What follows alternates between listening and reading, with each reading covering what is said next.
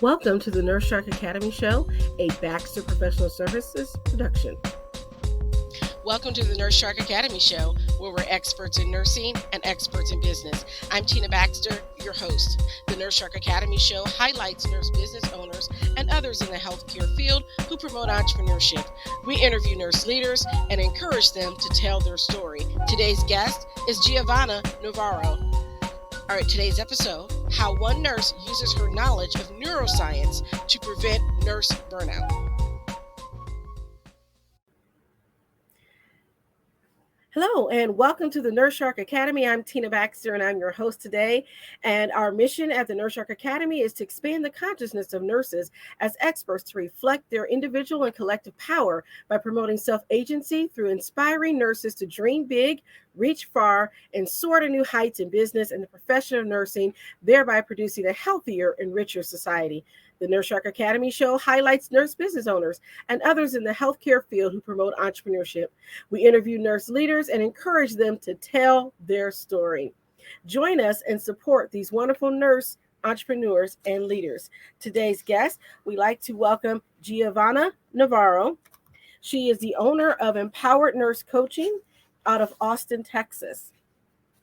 Giovanna is an extraordinary healthcare professional with a passion for empowering nurses to embrace holistic wellness paired with proven scientific research strategies and reach new heights in their personal and professional lives.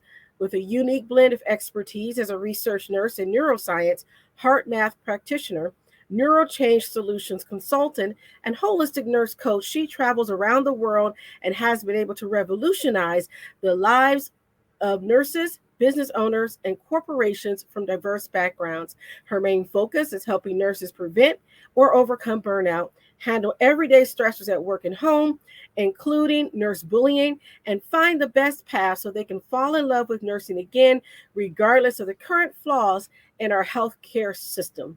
That's very impressive, and I want to welcome to the show, Giovanna. Hi, Tina. Thank you so much for having me. I'm excited. Me too. I'm so excited to be here. So much so I forgot to even plug in my headphones. I wonder why it was sounding funny. There we go. Now we've got it. Awesome. Great. All right. So, like I always want to ask, tell me, what made you become a nurse? How did you get started in nursing? Awesome. That's a great question. So actually, I can tell you that when I was in Costa Rica, which is where I'm from, in high school, they make us do some community hours, some clinical hours, which is part of graduating from high school. So I chose to work with seniors in a community and also with orphans.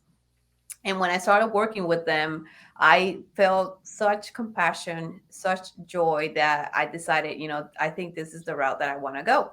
And also, ever since I was a little girl, if we want to go on the side note, I always dreamed that I was healing people and animals with my hands, but I was frustrated in my dreams because I couldn't heal them completely. So when I tied up those dreams with how good I felt at those community centers, I knew right away that I was just born to be a nurse. So, did you study nursing in Costa Rica or was it here in the U.S.? I did a little bit of both. So I went to college in Costa Rica and I got my degree. And I've always been a US citizen. So, I didn't have to worry about visas or green cards or anything like that. But the nursing process to get a nursing license here in the US, it's very thorough. Like, it's not just the NCLX, but you have to take another test, which is for foreign nurses, that proves that you can work in the US. So I graduated from college, took those tests, took the NCLX, and then I finally got my license here in Texas, and I've been here ever since. Oh, that's wonderful. So what made you move from Costa Rica to Texas? I mean, what led to it? My brother, I blame it on my brother. So my older brother, he's a physician, and he applied for residency as a family practice doctor here in Austin, Texas. And as soon as he moved here, he will email me every single day. They need nurses. There's a shortage of nurses, and since we lived here in the past, you should come work. And he went on and on for like 6 months until he convinced me to move over here to Austin, Texas. And I actually appreciated that he was so persistent on this. I find that fascinating because my good friend and mentor, she actually moved to Costa Rica. She retired and moved to Costa Rica. Yes, yes. A lot of people are moving to Costa Rica, but I'll tell you what I tell everyone. Costa Rica is a very beautiful country. It's very sacred. It's got really good vibes, if you want to call it, but it's so expensive to live in that tourists or people that have saved their money from other countries can move there, can afford to live there, but the locals can't. It's really unbearable. That's why. Yeah, yeah, and that's pretty sad. And then knowing that in some of those countries overseas, because we get a lot of Filipino nurses coming too, Hmm. where I live in this area, is a big Filipino population. And one of the things I've noticed in doing the shows is that there's been a big black backlash from drawing nurses from other places to come serve the Western society. And so my Yes. question is, when you were in Costa Rica, did you work as a nurse, and what was the environment like working there? Well, yes, I did work for a nurse for a little while in the main hospitals, like the city hospitals. We have what we call social security, kind of like in Canada. So the healthcare Hmm. system is all the community. And I can tell you that I was bullied so much by the nurses. It was Hmm. incredible. When you're a new grad in those countries, in those hospitals, they make your life impossible. Like they will hide the medications, they will hide the gauze, they will hide the IV tubing, anything you name it. They just made it impossible because they're like, oh, you're brand new, you're supposed to know all this and to do it all, so don't come ask me for questions. So it was very tough, I'll tell you. It really made me question if I was born to be a nurse, really. And that's interesting to hear about that phenomenon of nurse bullying, because we typically see a lot of the research is in Western countries about this phenomenon. I don't recall seeing it, and maybe I just didn't look, but I don't recall seeing anything coming from Costa Rica or any of those other countries that have that same thing. And I'm wondering, is it a nursing thing, or is it, a power thing based in that country? It just seems like this is a universal phenomenon for nurses, particularly in. Yes, yes, and I'm so glad that you bring this point up because actually, what I do for work right now, we do a lot of brain scans. We do EEGs to see how the brain works when you're anxious, when you're stressed, when you're not, and we do a lot of blood work as well. And we have been able to prove that people that leave that have like a high pressure jobs that have a lot of stress on them, they develop these unhealthy coping mechanisms because they're pretty much in survival mode, right? So why does a nurse become a bully? Because they're in survival. They feel like they need to prove themselves, that they need to defend their own well-being at all costs, and they project that frustration on other nurses. So I think it's something very related to nursing, but it's a just an unhealthy coping mechanism because we are under so much pressure, under so much stress that we just become moody, Yeah, yeah. pretty much. I think there's that peer-to-peer bullying, and I'm just wondering if part of that trickles down.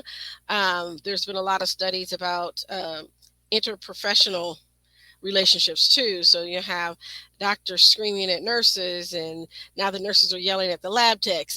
All those different things that are happening. And I'm just wondering if part of that is because we've been so stressed out, having to deal with already being short of staff, but now adding a pandemic, and then coming out of that, and then you're still short staff even more, and that type of thing. Yes, yes, everything piles up for sure. Yeah. Yeah. Yeah. And so, we're looking at your background. You've been in med surge and telemetry and neurology. What was that like? I actually loved it. It was challenging in a good way because I learned so much. There's so many things that you learn only when you walk out the door.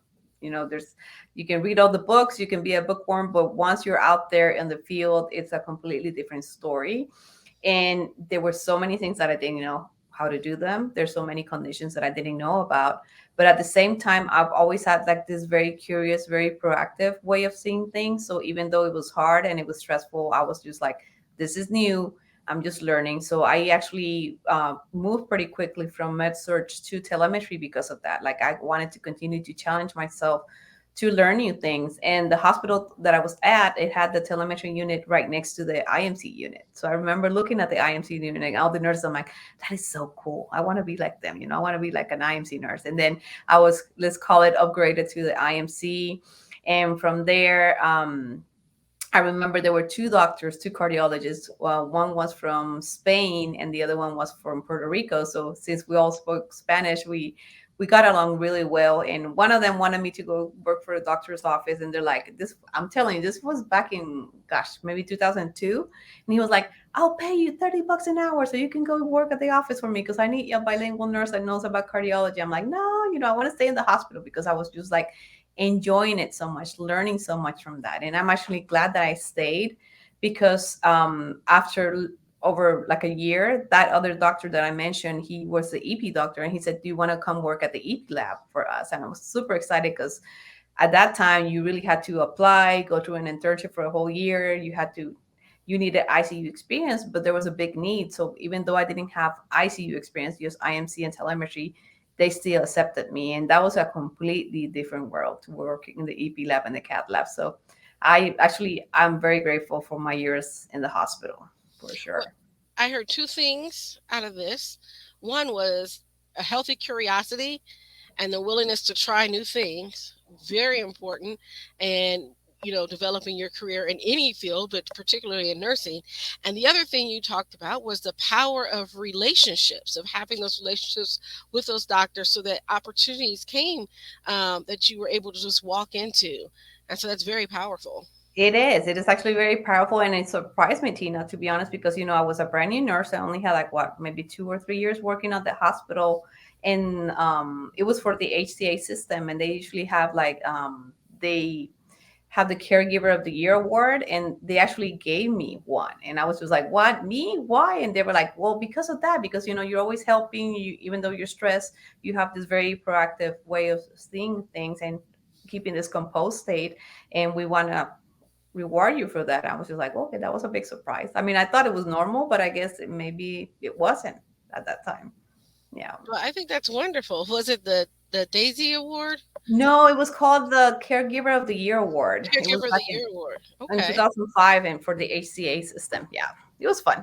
Oh, okay. Well, congratulations. You know Thank you. what? Thank you. I think we don't get enough recognition as nurses. No, no, we never get enough of that. We should celebrate every single day because we're So amazing. if you're not a nurse and you're listening to this podcast and you know a nurse, fake a nurse. For And sure. more importantly, get them to listen to the podcast. That too, for sure. Okay. And so how did you get into the behavioral health neurology side? Well, turns out that, despite me loving the hospital so much, I was pregnant with my first daughter. And on the EP lab, you actually have different schedules. So you work Mondays to Fridays. And I was working 16, 17 hours every single day from Monday to Friday. And I was pregnant. I'm like, there's no way I can keep up with this. This is just straining the life of me. So I decided to resign from the hospital and worked for a clinic. It was a clinic that had 5 cardiologists there. I completed my pregnancy. I had my daughter, but then I was just like, I don't want my baby to be raised in a daycare. I want to spend more time with her. So I started looking around for work from home positions for nurses.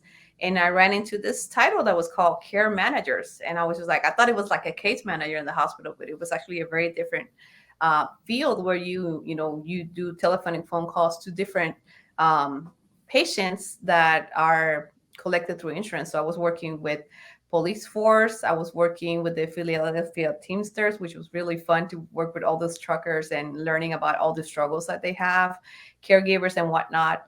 And I realized that I was really good at educating patients about medications, medical conditions, and whatnot. But I felt that I was lacking in the behavioral health kind of side. I was like, how do I motivate this person to actually change? How can I empower them so that they can believe in themselves and change these habits? And that's when I started to question again my curious mind, like, how do I do this? And I started researching online if there was something for nurses like psychology or psychiatry. And I wasn't ready to commit to like a master's or a doctorate degree at that time.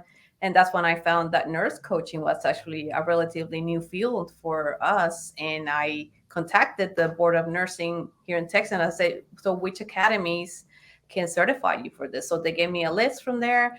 I looked up an academy that kind of made more sense to me. And I was actually completing the program for 6 months. I graduated.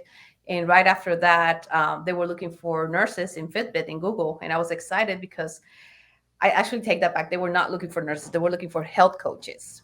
Okay. But I was just like, well, I mean, if you look at health coaches and nurse coaches, we do pretty much the same, but we have a medical background, so we actually have more to offer on the plate. And this was has always been a pet peeve of me with companies that saying that a nurse cannot be a health coach. So, anywho, I decided to apply for that job, and it was the weirdest interview of my life, Tina. It was so funny because it was on Zoom.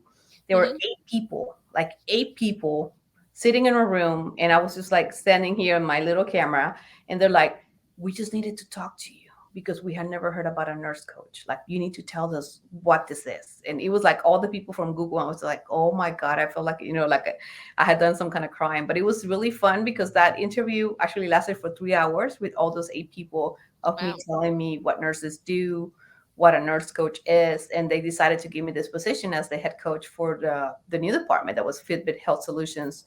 They were creating this brand new program right from start, and they wanted me to pitch in, and it was so wonderful because I kept learning about behavioral health.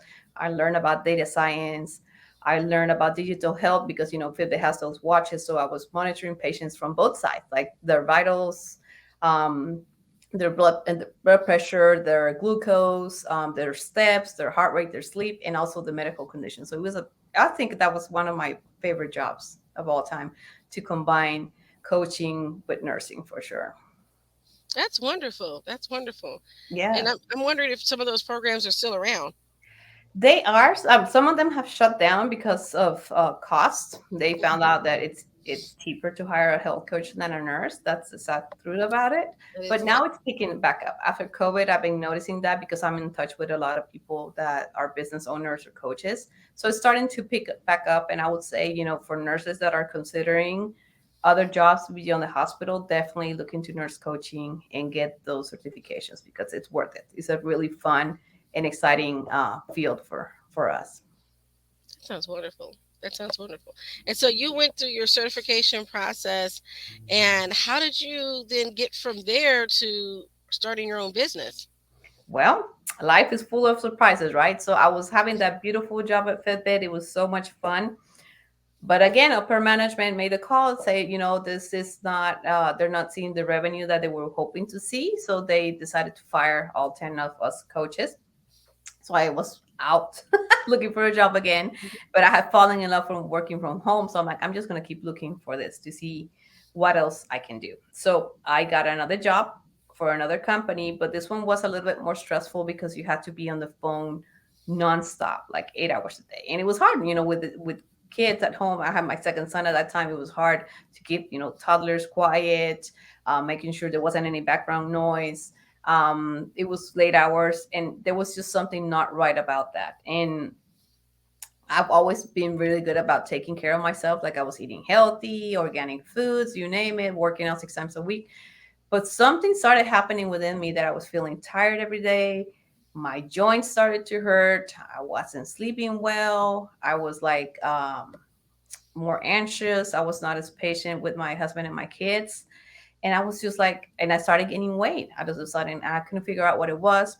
Long story short, I go to the doctor, they do tests, and I was actually diagnosed with burnout and an autoimmune disease. And I was like completely shocked at what had happened to me. How did this even happen? And I started researching other methods because my rheumatologist wanted me to take a medication that had really serious side effects. And for me, because I have an issue on my right optic nerve, I was with a big chance of losing sight, losing my vision. So I said, I'm not going to take this medication. There has to be another way. There's something inside of me. There was this voice saying, this cannot be the end of me. I'm not going to be an autoimmune patient for the rest of my life taking 20 medications. So a friend of mine said, have you ever looked into the mind body connection, how to see yourself as a whole? And even though I was a coach and I was a really familiar with holistic approaches and functional medicine, I had never really considered other methods like yoga or meditation. And this friend recommended that I started to look at videos from Dr. Joe Dispenza.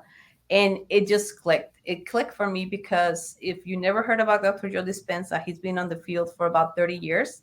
And he's been actually studying this, like what are the benefits of meditation, but he's gathering all the scientific data, all the medical proof of this, and he's been publishing papers about this. And that fascinated me as a nurse because I was really skeptic about this. I thought it was just woo woo stuff.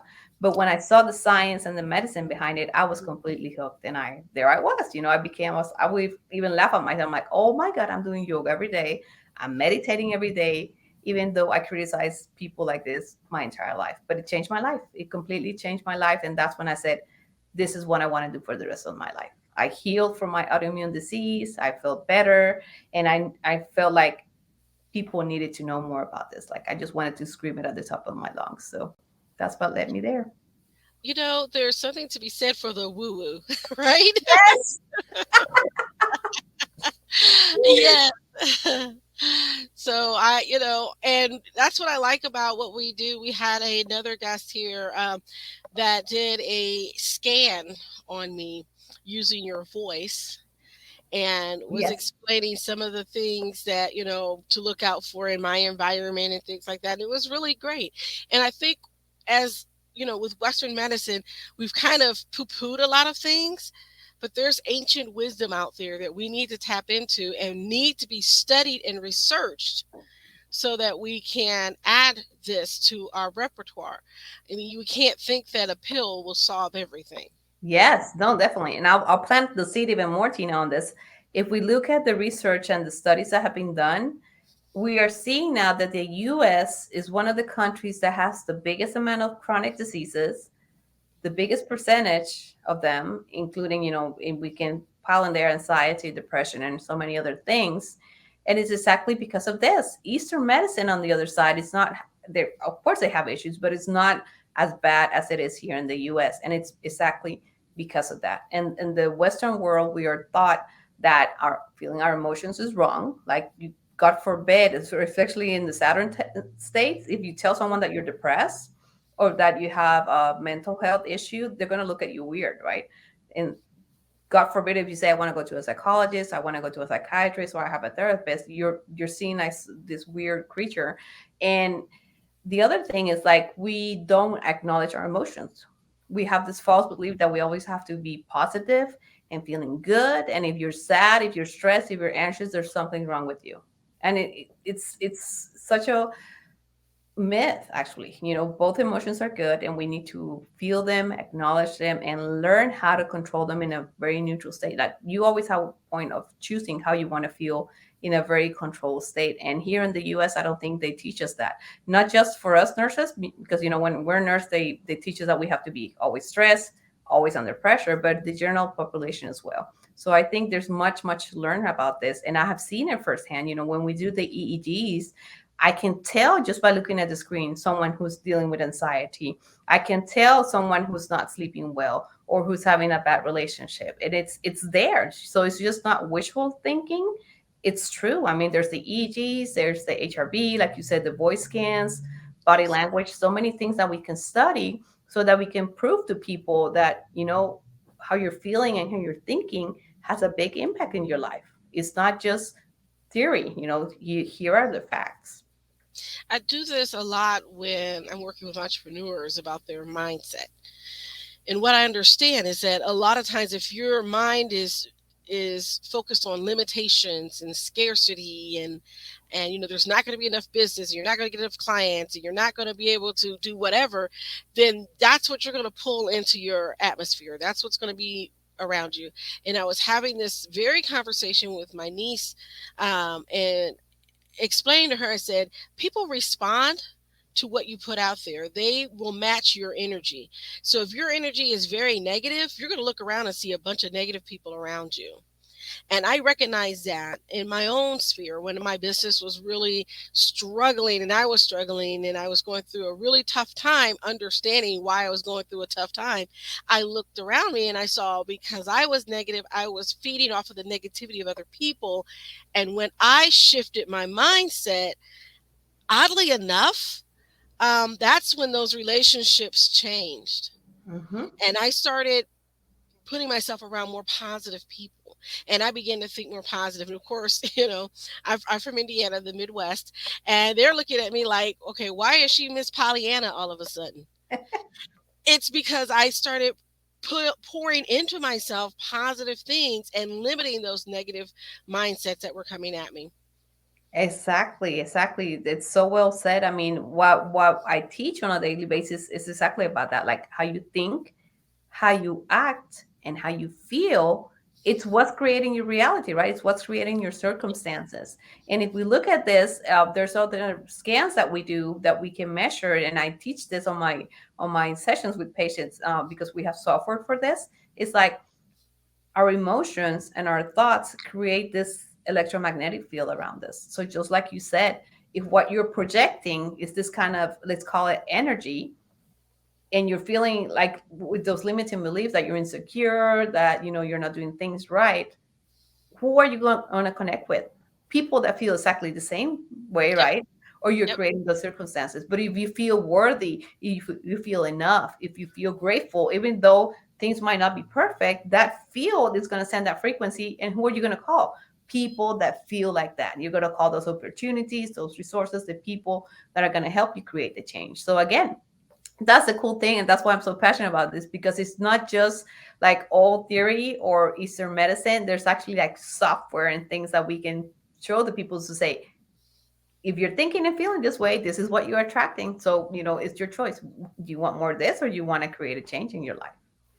What I want our listeners to understand is that we are not just um, what you see flesh, right? There's more to us. There is an energy about us. We create our own energy, and we can actually use our energy to power other things. So when you think about that, when you think about how energy works, you think about how atoms work, when you think about the polarity that you have, it makes sense that if you invite those negative things into your atmosphere, that negativity will become part of you. Um, and so understanding that this is science, but it's also a bit woo woo. And I think this is what ancient mystics understood, but we're just now coming into the understanding. Okay, we can see that, like you said, on the EEG, and ancient mystics understood these things. Exactly, exactly. I think they always knew all along about this. It's just that nowadays, with the technology, with the internet and all the things, we can reach more people, and more people can connect and talk about this. And like you said, let's look at the basics, Tina. What is a thought? How do you generate thought? So it's a neuron, right? Connecting with another. There's a synapse, there's an electrical impulse. So in that impulse, there's a frequency. That frequency carries information, which is what we see on the EEG.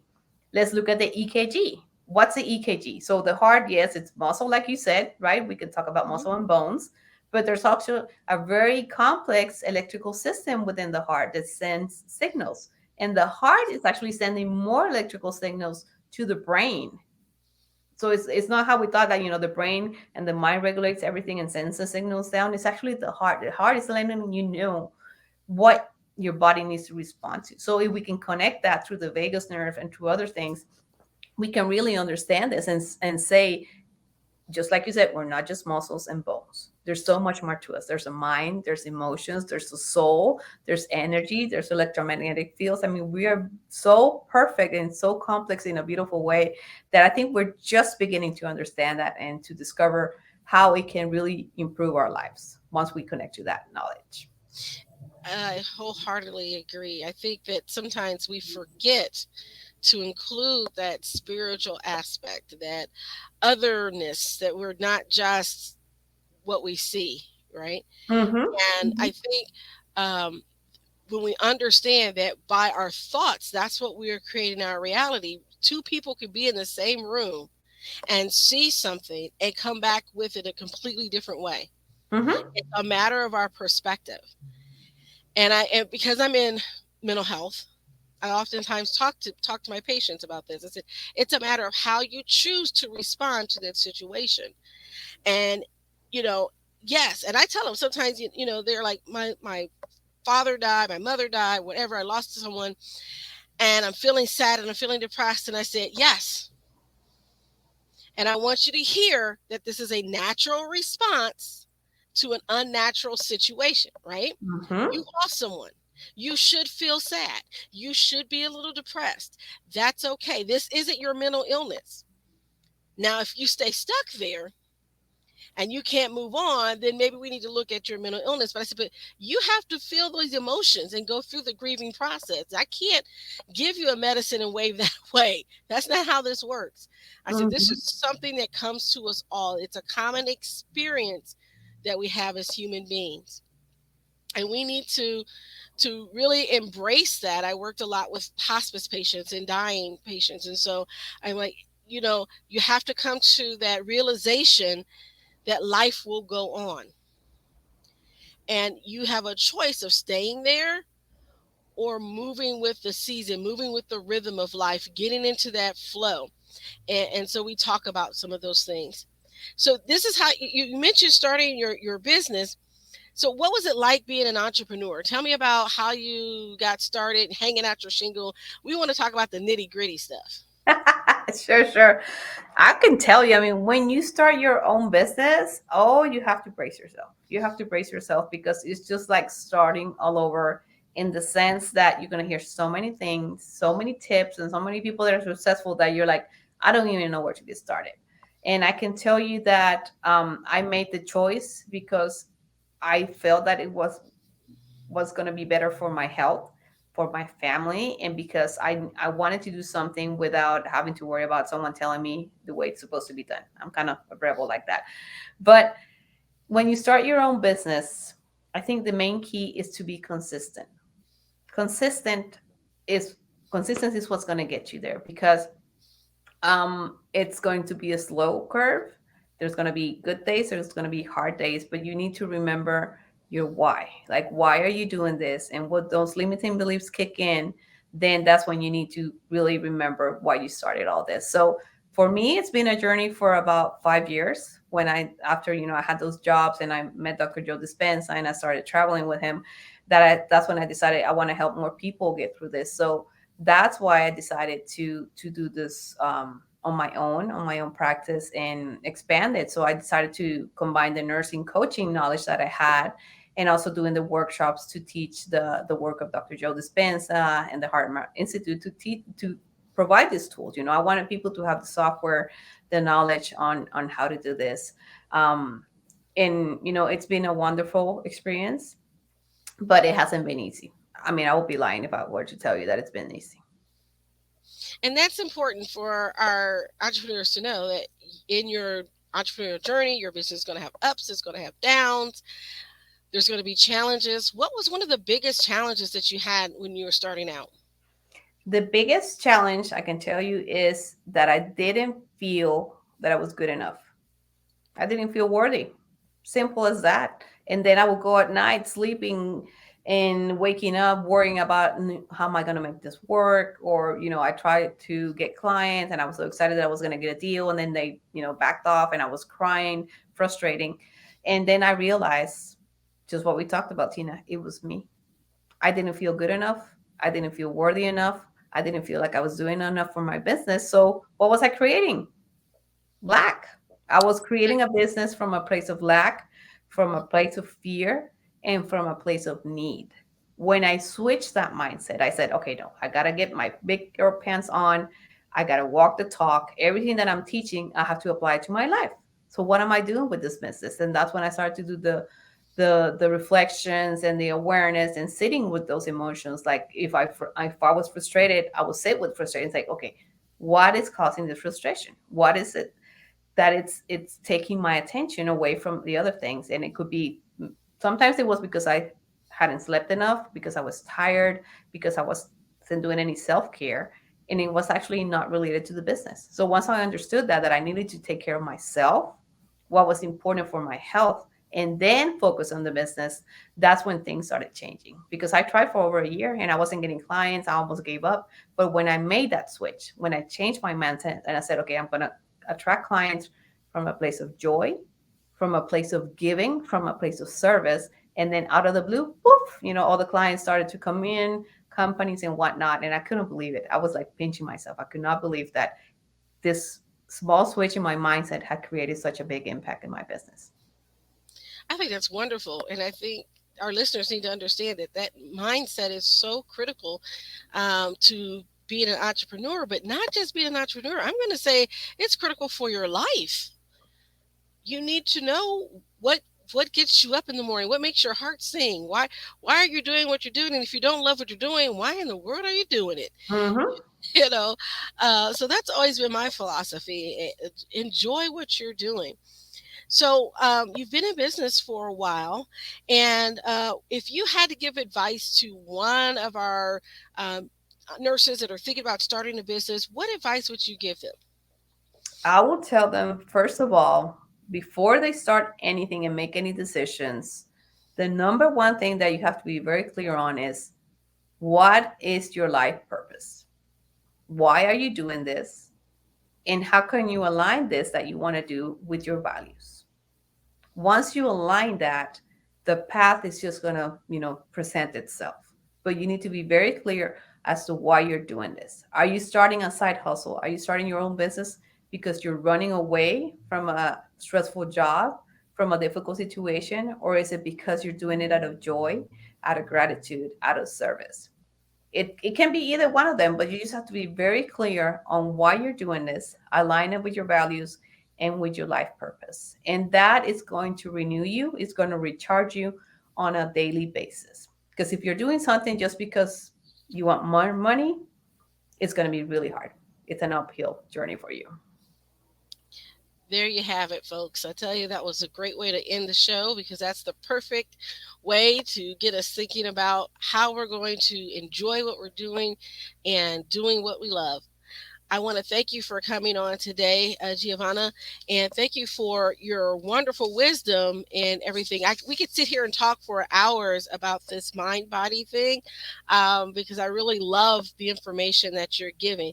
How can our listeners contact you if they have further questions? Absolutely. So you can find me on Facebook, just like my name, Giovanna Navarro. I have a LinkedIn profile also under my name, or you can go to my website. I have everything super simple, giovannanavarro.com. All right, that's wonderful. I want to thank everyone for listening to the NeuroShark Academy. Don't forget to smash that like button and subscribe to our show. You can find us on Podbean and other places, as well as our YouTube channel. Thank you so much for being here today. I want to thank you. Thank you, Tina. Thank you for listening to the NeuroShark Academy show wherever you get your podcasts, or watching us on YouTube.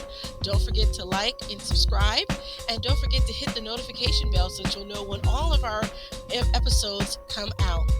If you want further information, you can contact us on the NeuroSharkAcademy.biz.